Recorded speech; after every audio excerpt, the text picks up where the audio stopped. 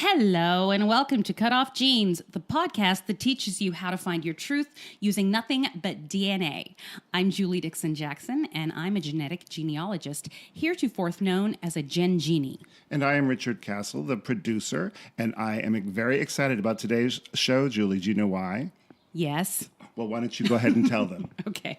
So our lovely Renee had some scheduling conflicts and apparently a life. So she couldn't be with us today. So pinch hitting for Renee Colvert is my daughter, Lily Jackson. Hello. Hello. I messed up. No, you I was didn't. talking about how I love when podcast guests come on and they go, hello. You went hello. Yeah. That's okay. Other That's way. good. How are you? I'm so good. Good. I'm very excited. Big fan, long time listener, first time caller. First time caller.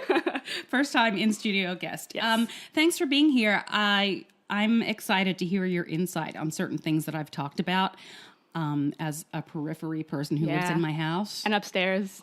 An Like upstairs hearing your person. calls, like just from upstairs. Yeah. It'll be good, I think. I hope. Okay, so sit back, enjoy yourself, I will. Thank you. and don't mess up.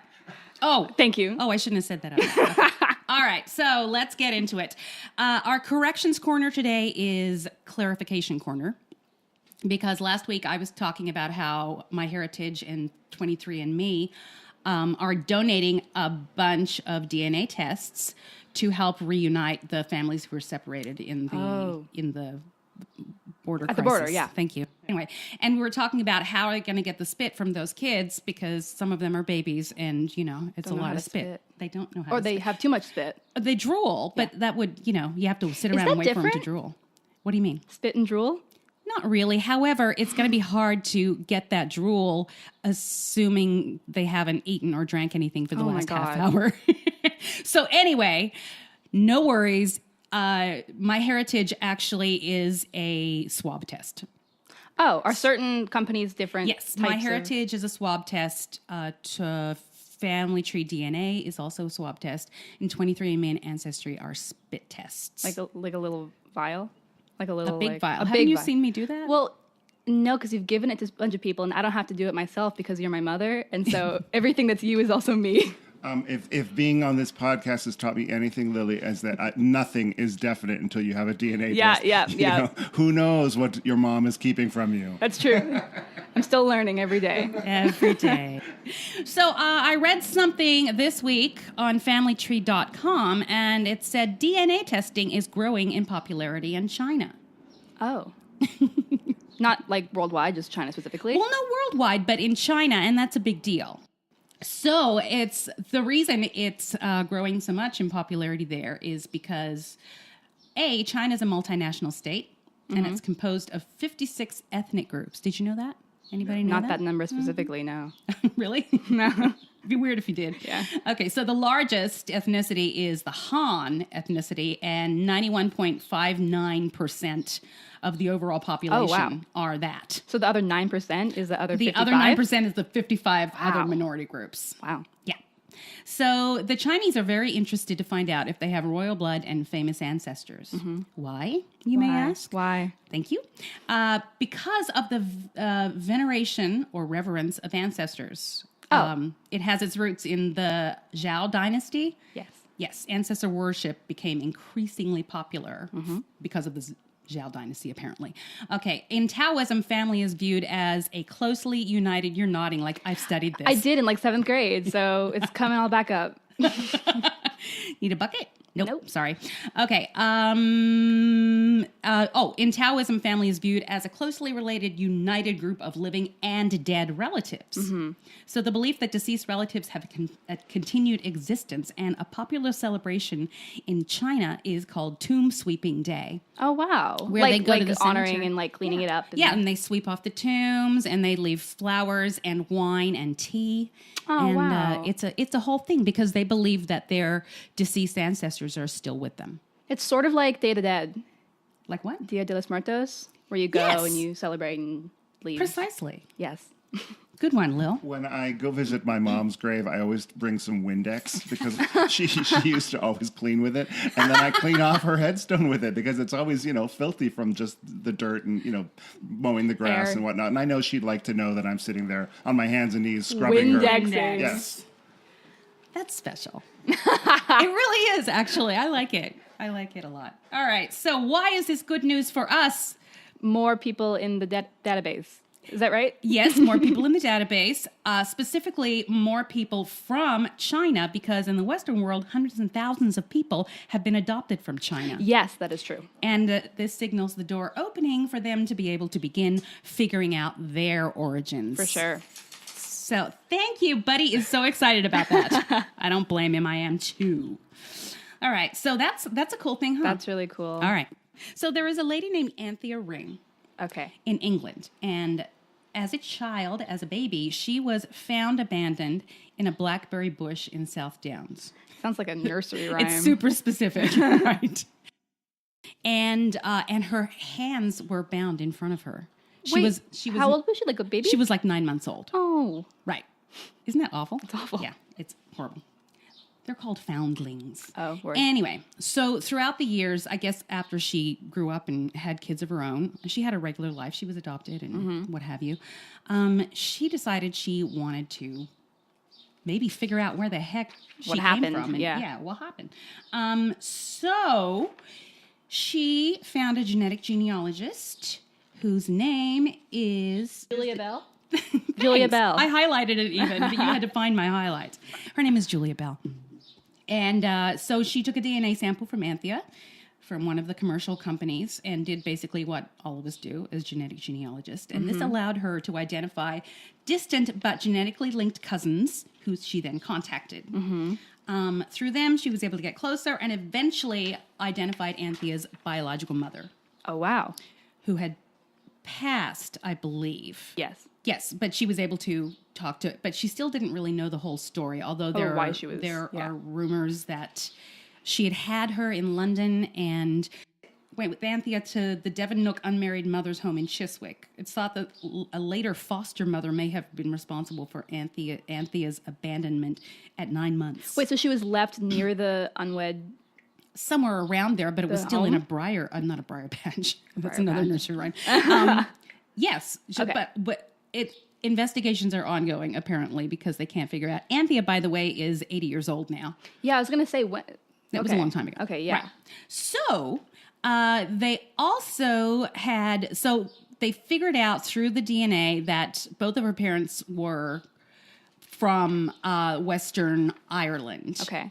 Okay. And though they found her mother, they still couldn't identify the father. But well, so they identified he was one of 6 brothers from the Coyne family in County Galway. Sure. Yeah, also on the western side. Anyway, it seemed like by location, the brother Patrick Coyne was the most likely. Okay. When I say by location, meaning geographically, he was the Living closest closest to to her the- at the time, yes, the which mother. is something that we all do as genealogists. Great, okay.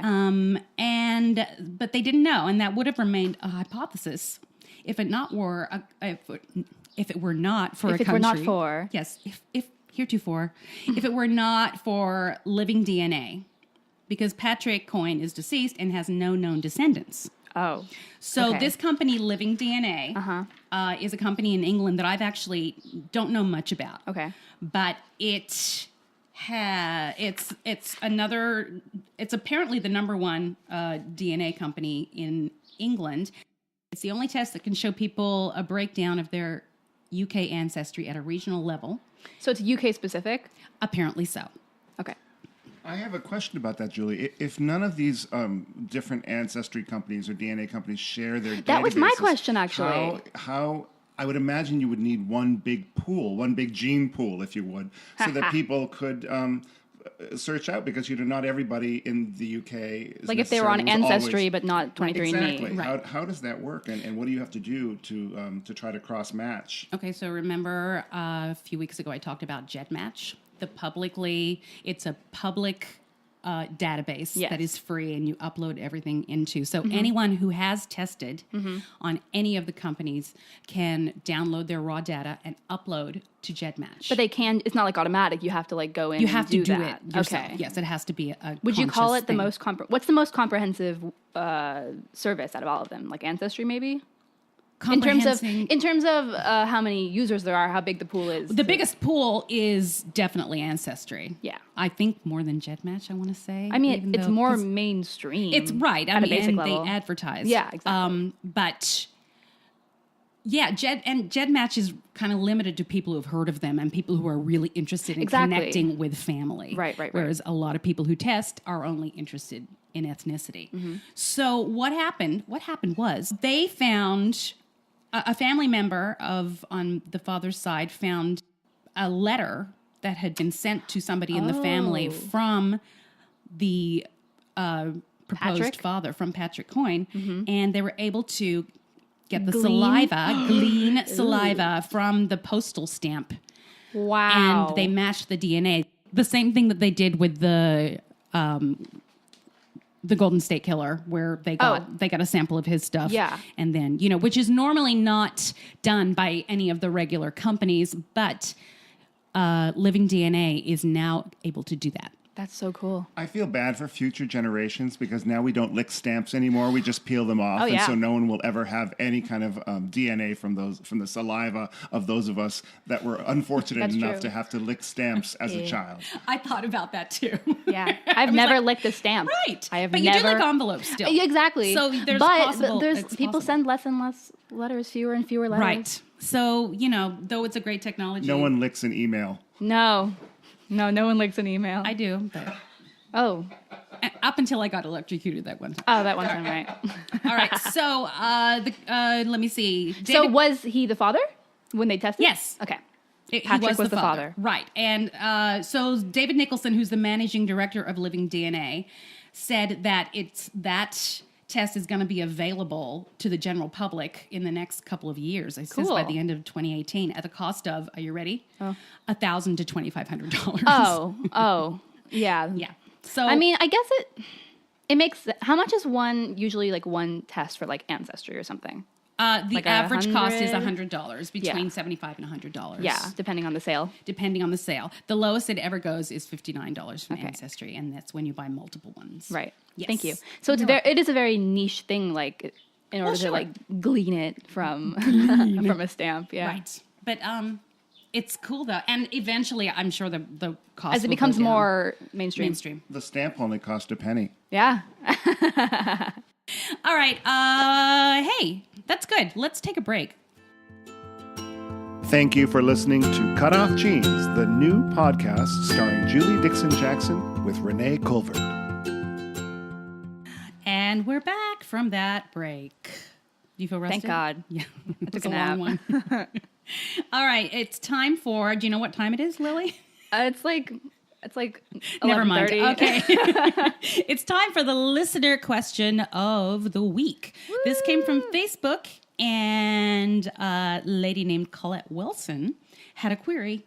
Thanks, Colette. Thanks, Colette.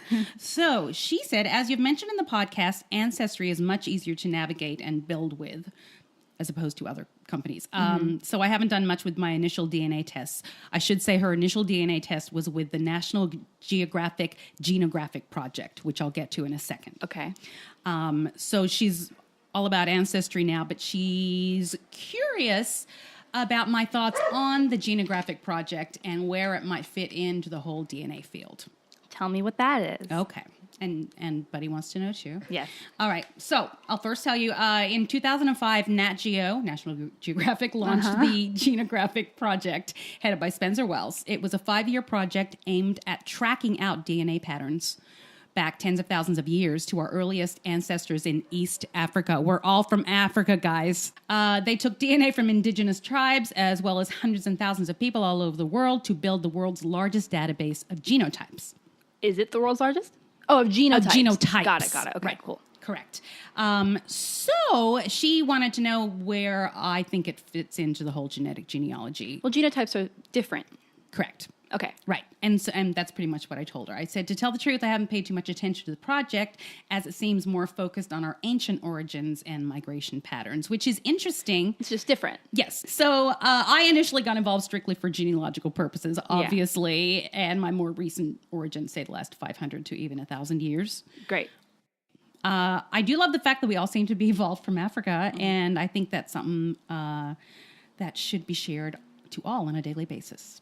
Question. Yes. How far back can you go with what you're doing? Like you said, like around 500 years. Is that based purely on like the test? How far you can go back has to do with both your DNA results And like records? and records. So traditional genealogy combined with your DNA. For example, some of my lines I've gotten as far back as the 1600s. Wow.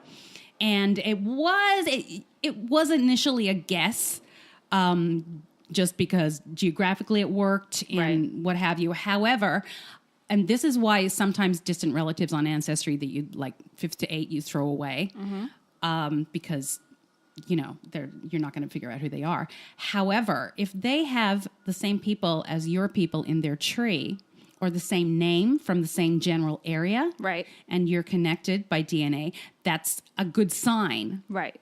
that you're correct. There's enough connection. Or at least with that line. Yeah. You know what I'm saying? So yeah, that's the difference. But I always use traditional genealogy research along with DNA to do my genealogy To stuff. do your work? To do my work. To do your good work? Yeah, to do my good work. All right. So, and that's that. Thanks, Colette, for that question. Thank you.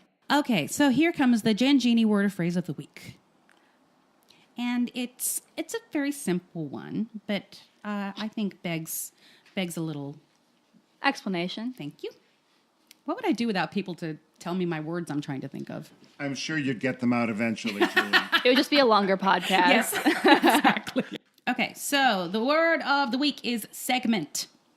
Okay. Okay, so the actual meaning that I got from the internet, from the International Society of Genetic Genealogists, is a segment is a sequence within a chromosome that you share with a DNA match. For example, it's numbers.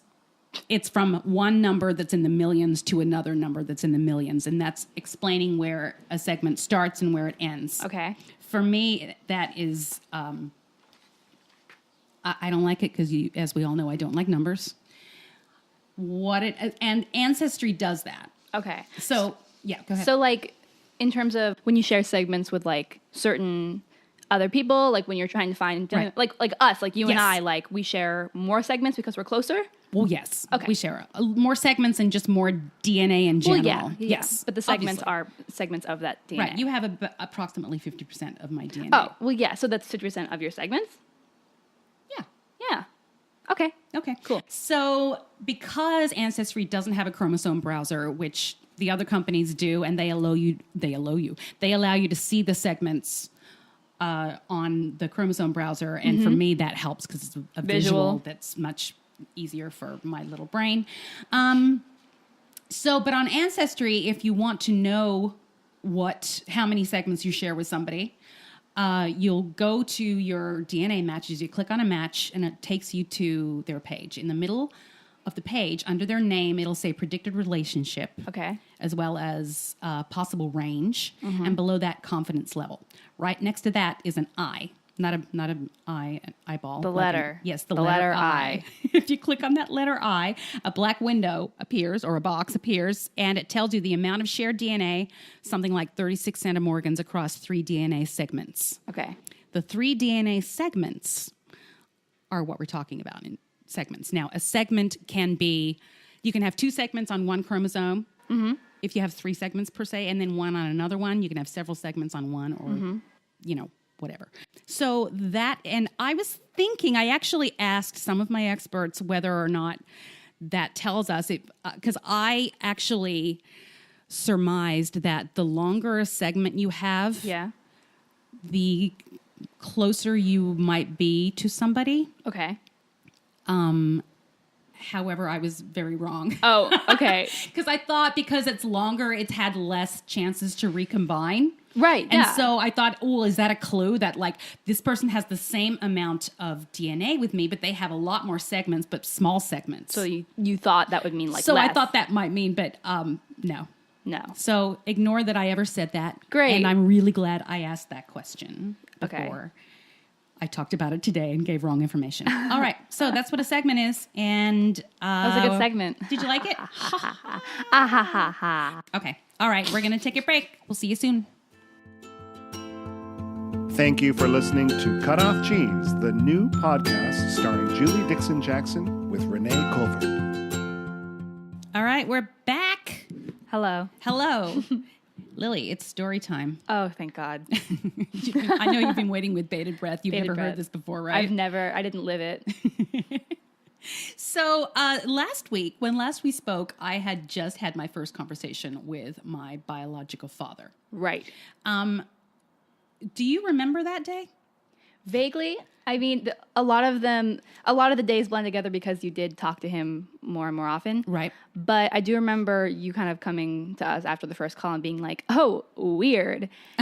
But I do think, I mean, in listening to your last week's podcast, like, I think there is a part of you that, like, because you definitely were excited, and I know you did say you were excited, but you definitely, I feel like now that you're looking back on it, you have this sort of confirmation bias of, like, things got weird. Right. Whereas in the moment you were like, things are weird, but things are happening. Right. You know what I mean? So you think it feels like I'm maybe downplaying the excitement that I actually had at the Yeah, time? because you were damn excited. And you're like, Yeah. it's happening. It's all Yes. happening. Yeah, I think And it you're was. right in that. I think I'm being way cooler than I was at the time because Which it makes was sense. a few years ago. And also because I kind of have an armor about Yeah. me. I present myself as much more together than I actually am. Oh, wow, yeah. Don't we all? Nope. Can you Oh. confirm that, Lily? Does the armor go down when she's at home? I want to know this. Yes. It gets to about 8 p.m. and it's watching Tudor television shows and drinking wine and no genealogy until the morning. No, that's a lie. That's She not does true at genealogy all. till the wee hours of the 24/7. night. Yes. Till the wee hours. Yes. All right. So when last we spoke, I had just had this conversation with Malcolm, and it was very weird. And I knew that it was time to talk to some other people in the family to find out what the deal really was. Right, what the vibe Right. is. So I had friend requested, at this point, all three of my siblings, Huey, Dewey, and Louie. Love them. Right. I love them. And was just waiting for a response, really. Uh-huh. So I guess it was the day after I had spoken to Malcolm, and we were at a pool party with Beckett, with my son. And suddenly a message popped up on my messenger, and it said, hey.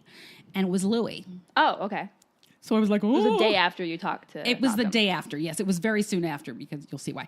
And I said, hi there. And she said, how are you? Wow. And I said, good. I was just sitting here telling my friends our story. And she said, oh, you'll have to tell me the story. Oh, Still unsure what's going on. that's valid. Yeah. I was like, oh, geez. All right. So I said, well, have you talked to Kim or Malcolm? Mm-hmm. And she said, and I quote, just spoke to Dad, but he talks in riddles. Oh, that's so He said true. he has another daughter? Question mark? Question mark. And I said, aha, yes, that's me. And then she had this crazy response that was like screaming in all caps. Oh, Yeah. Yeah. So I just let her have a chance to process through that. And then she wrote, don't think I'm disappointed, Julie. Not Just at a all. shock. Yes, just overwhelmed. Yeah. Right. And at that point, because she said that, I was like, oh, I'm going to like her. She's okay. She's like, yeah, she's She normal. seemed like She's, it seemed like she emoting. was going with the flow and, not covering for anything. And you guys were texting through Messenger, right? You weren't actually speaking. Yeah. Correct. Like on At Facebook, that point, right? we were, texting through Facebook Messenger. So I said, sorry, I thought you would have heard by now. And then she said nothing, Oh. which isn't exactly true. I told her that Huey, the oldest sister, had accepted my friend request, but hadn't tried to speak to me. Hadn't reached out. Right. And then she said, Huey and Dad haven't spoken in 15 years. Huey's the oldest again? Correct. Got it. Neither have Dad and Dewey. Yeah, who is the boy, who is the second, and Louis is the youngest. And she said and I said the fact that you said he speaks in riddles explains a lot. Yeah. Yeah, it made sense. And I said, "Are you okay?" And she said, "Shocked, not disappointed, blah, blah, blah." So we just started chatting. Like, we're old friends. Kind Wow. of. We were very familiar with Is each she other. close in and open. age to you? No, I'm actually closer. I'm older than all of them, and she's Yeah. the youngest. Oh, So got she's, 12 years younger than me? Got Something it. like that. And we told each other about our families and what have you. And she asked, her dad didn't. And I asked her how old she was, and she said she was 36. Malcolm had said that his kids were 38, 35, and 32. He was off by 4 to 7 None of years. those ages No, are correct. on all of them. I will just add, in Malcolm's defense, if I may, that my dad used to carry pictures of my brother and me when we were like toddlers, well into my 30s. And I used to say, Dad, I could give you a new picture if you want to. I mean, for you younger listeners, people used to keep pictures in their wallets. Thank you. This was Thank you. before cell phones. And I said, Dad, why don't you put a more recent picture of the two of us? And he'd say, I don't want the girls to know I'm that old. Oh, because my God. No, my Yeah. parents were divorced. right. So maybe there was a little of that. A little something, something. I mean, and funny. also, to be fair, these are my yeah. babies. Sometimes you and Dad ask how old I am. More Dad. I More never- dad, more Dude, dad. I remember exactly how old you are. To the hour that I I came out felt of your every womb. second of that. All right. So, yeah. So he had told me that they were 38, 35, and 32. They're actually 45, 41, and 36. Oh, wow. Yeah. Way off. Okay. And I was thinking, well, maybe he doesn't like numbers like me. That's a stretch. Come on, that's legit. Anyway, so we talked for a while. Then finally, I was like, I'm just gonna tear off the Band-Aid. I said, "So what's Malcolm's deal?" Oh. And she paused, and then she said, "Can you call me?" Okay. So I said, "Absolutely." So we made a date for an hour later, and packed up you guys. I don't know if you were with me that day. I probably wasn't. Okay, packed up you guys and went home and Skyped her an hour later. Wow. So I did just audio Skype because I don't like video Skyping, as you well know. When I FaceTime you daily from college and Yes. you yell at me every single time, yes. I do call not her like and I go, FaceTime. "Hi, Mom, I love you," and she goes, "Ah." I don't like FaceTime. It's distracting. And I like to see your face, your beautiful face. Anyway, I don't have a transcript, obviously, of this conversation. But, Right. So I'm just going to tell you how With it what you went remember, and- yeah. Yeah, the stuff. So she answered, and we had giggly greetings and Aw. acknowledgments. It was much more charming to me, I guess. Yeah, it's a Then- younger yeah. woman instead of like an older man that might be your father. Right. Yeah. Right. So then she asked me what Malcolm had told me about himself. And I don't remember what exactly I told her, but I was halfway through the sentence and she started laughing. Oh, yikes. Okay. And then I said, "He's a pathological liar, isn't he?" And she said, "Oh, I'm so glad I didn't have to tell you." Yikes. Wow. So this is well known Yeah. in the family and explains a lot. He's, he has a tendency towards the fantastical, I guess. yeah. Well, Exaggeration. I spoke with him once. I don't know if this is ahead in the story, but Yeah, no, I- talk about it. what I remember the most from talking with him is that all he talked about is like what we would do if we came to visit. And I know you talked about that briefly last week, but I remember specifically him, like the thing that jumps out in my head the most is him being like, "Yeah, we can, I'm not going to do my Australian accent. I'm sorry. You do it all the time. Why I know. wouldn't you do it now? Well, Okay. podcast. He was like, "We'll go out into the outback and we'll drink some coffee with the Aborigines," and like, literally, like, "Yeah, the Aborigines make the best coffee," and like stuff like that. Me being like, "Cool." I don't remember that. Oh, I do. At all. And I cannot imagine Malcolm having anything to do with the Aborigines, and I'll tell you why at another time. Interesting. Yeah, I know. Interesting. I mean, I always like from hearing what you talked about and like talking to him briefly, and you like especially like him talking in riddles. It's very much like I visualize him as this little like ancient deity that's like been here for thousands of years. like Confucius. Sure, just like, More like Yoda, yeah, that's what I was trying to think. Yeah. but not as smart. No, Yeah. not nearly. And much taller. yeah. So, so she was very clear about what had happened. You know, the why the family was so not together. Yeah. And she did still talk to him. He'd talked to her still. Is she the only one that would talk to him? Yes, she is the only one, and she obviously had a lot more patience than the other ones did. Right. And there had obviously been active blow-ups between the other two with him, and he just washed his hands of it. She talked about their childhood and that it was less than idyllic, and he had left the family when she was 12, and her mother had a very difficult time with it, so difficult that Louis was sent to live with a family out in the country because her mother had to go At 12? At 12. Wow. Yeah, like relatives Yeah. of her mom's, apparently.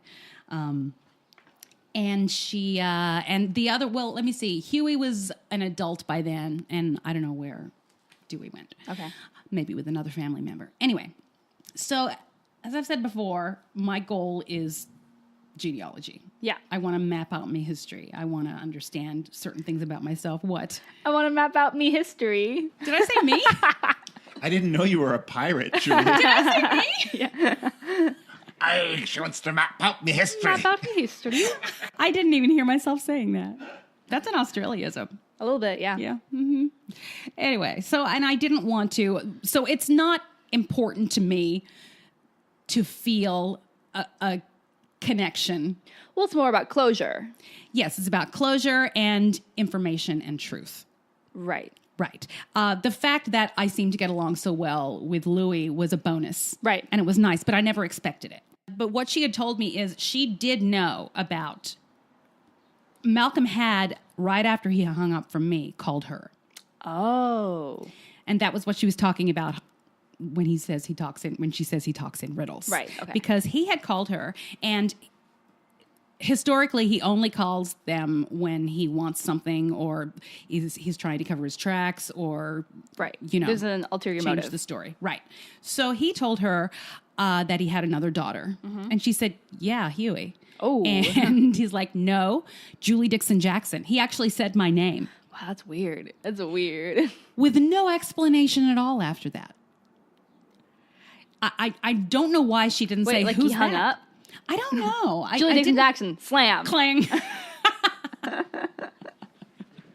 Well, really, because it could have meant like, I cheated on your mother and with another woman and had There's a no child. context, Yeah, yeah. exactly. There's so many scenarios that it could have been. Yeah, but that's all it was. And all he she told wrote. her. And then he also, I think he went by the house later that day as well. When I talked to him, he was on his way to Kim's. Obviously, he was doing damage control with the people that he still spoke with in the family.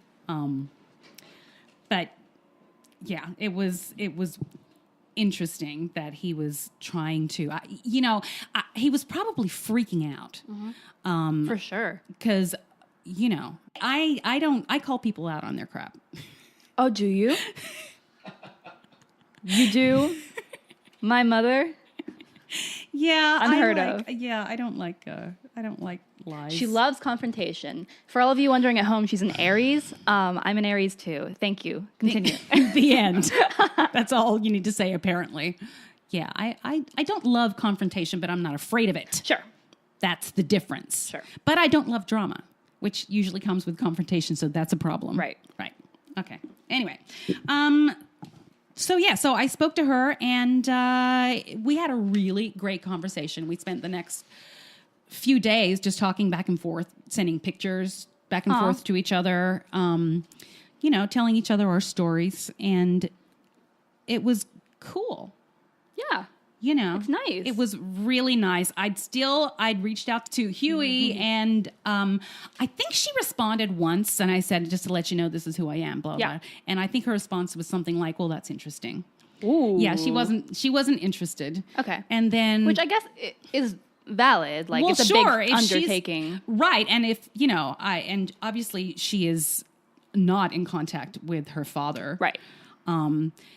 And he told me exactly why they weren't in contact. Okay. But obviously it's all her fault. Everybody, this is In his eyes. a sociopath for you. They never take responsibility for their errors, and everything is everybody else's mistake. So finding Malcolm explained certain things that I've always wondered about myself. One of them is my larger-than-life personality, as we have touched on As we certainly a have. few times today. And I know he had a difficult childhood, just from what I've heard from other relatives. It was less than idyllic. And maybe we both felt like we needed to make more noise in order not to feel invisible. I think you're being very charitable in the way, the way that you're addressing how he is and how he was. And I can't imagine the disappointment I would have felt if I had searched for somebody. I know you weren't looking for any kind of validation or anything from somebody, and you had parents that you loved and all that. But I mean, you sort of hoped that everyone would welcome you and be... It would be easy. Easy and honest. Comfortable. Well, just as your sister is. Right. Louis.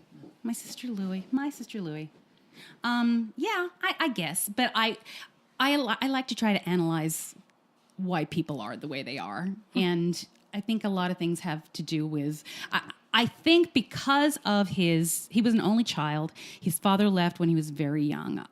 One of his cousins, who I met later, had told me a story about when he was little. She was a little older than him.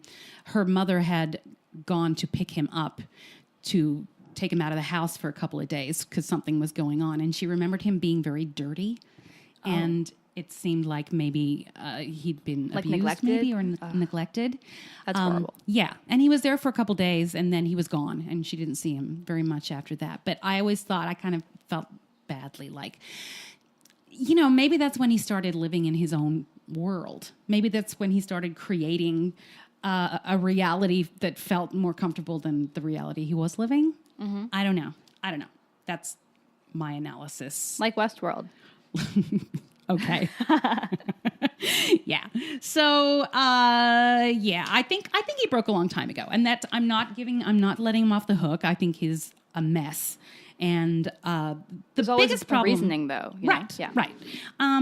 And I think the biggest problem again for me was, how am I going to get the truth out of this guy? Right. That's all I wanted was the truth. I wanted to know, who his grandparents were and what he knew and what was real. Right. So that I had stuff to go on to look. Mm-hmm. And here's one last thing that I'll leave you with. Thank you. Today. Every woman that has ever had a relationship with Malcolm, from my mother to all of his wives to both of his daughters, are nurses. Oh.